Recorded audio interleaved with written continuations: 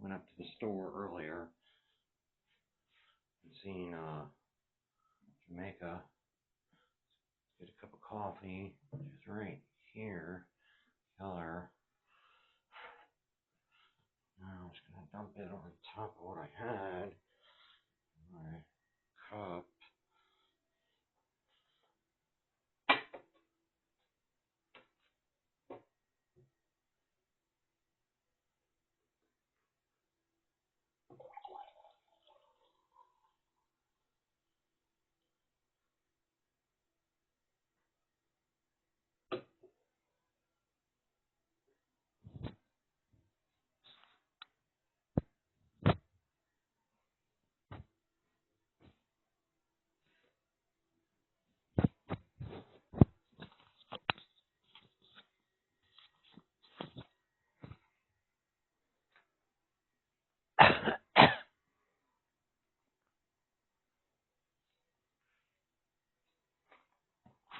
Now that we made it back here, I want to talk about two things today: time and fear.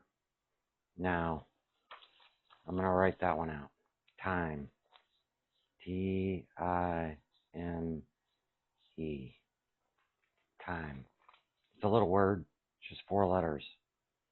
But it's something that people rarely understand how short experiences can be, which must be cherished. Each time we do things, you must do it with the most feeling, because once you do something, it is gone. It's in the past, and you cannot relive it.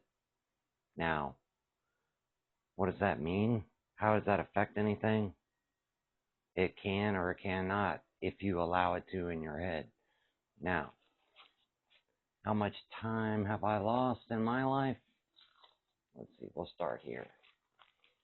I was born in like 72 to like 80. I was like growing up.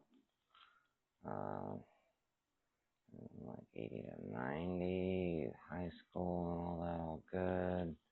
Graduated. Then car accident. Then 4-week jail. I was like, hang on, hospital. We'll go like 9 months. Then jail. I was like 18 months. Then, let's see. Well, we'll get back to that later. That'll be another video. But all in all, in my life, I've lost behind bars about between 9.5 and like 10 years. That was behind bars. That's time that I can never regain. But during that time, what did I learn? Oh, a lot. Now, in addition to the 10 years of incarceration, I forgot to say I got married for 20 years. All right. And I knew her for 2 years, so that's really 22 with the one that lives in my house that I paid for. Anyway, we're going to let that go still. So 32 years. 32 years of my life I've wasted. So that is what you would consider possibly will be known as a loss.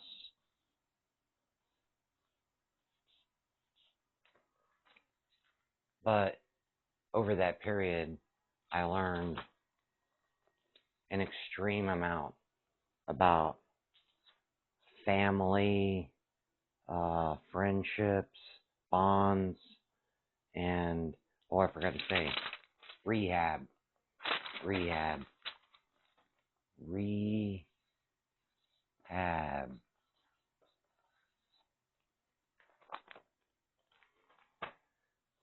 After I completed the Bradenton Drug Treatment Community, I started there in, let's see,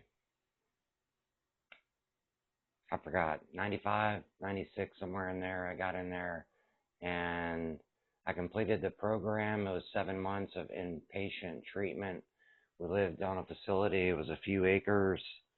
I don't remember. There was a ball field attached to some dormitories that were double wide trailers or triple wide.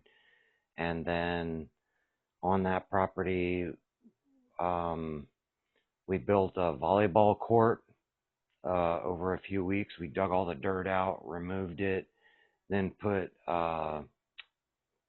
stakes in the ground for the poles, and then had someone dump the sand, and we built a volleyball court while there. But after I graduated from there, I went to the second phase, which was at the Park Community on 66th Street, up the road by Walsingham. The facility is still there, but it's much, much larger, much larger. And my counselor there was named Tim Siegler. And the reason I remember that is because when I was incarcerated in the state penitentiary, toward the latter part of my confinement, I sat down at the breakfast table right beside my drug counselor, who had taught me right and wrong and the ways to not go to prison. I sat down right next to him at breakfast. I bought him a bunch of top tobacco, roll your own tobacco packs. He was flat broke because he had relapsed on heroin with the counselor that everyone loved, Jennifer, and Jennifer turned him in, and he was doing 5 years, and I was getting done with my 6 years sentence. But anyway, back to time. Uh, Time is something, if you want to make it move forward, you should think about where you want to be far from now, and then figure out how you can gain the knowledge to become as wise as that person that you want to be. Ask people, talk to people, like find someone that does that, whatever you want to do, and go and ask them if you can speak with them sometime as an intern, non-paid, or just if you could meet with them at lunch to talk about what they do because you'd like to learn their mastership or their trade. And I promise that person will probably want to take you under their wing and show you whatever it is that you want to do in life to make you better. I had a dream when I was a little children, and I wanted to be I wanted to be a pilot, and I want to fly planes. But I couldn't do that because when in third grade I got glasses, so that shot all my dreams into the dirt. So then from third grade forward, I started getting suspended from different schools for different reasons, and my time just kept like lapsing with mishaps with authority.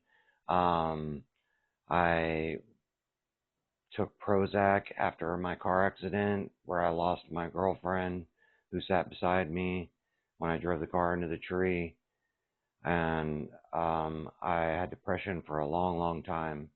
I, as a matter of fact, have a story that'll come later about how I badmouthed the wrong people at state penitentiary about my medication and was put into the isolation suicide cell. And I'll tell you about that later because that's a long story that no one should ever hear. Now, back to my story. Time.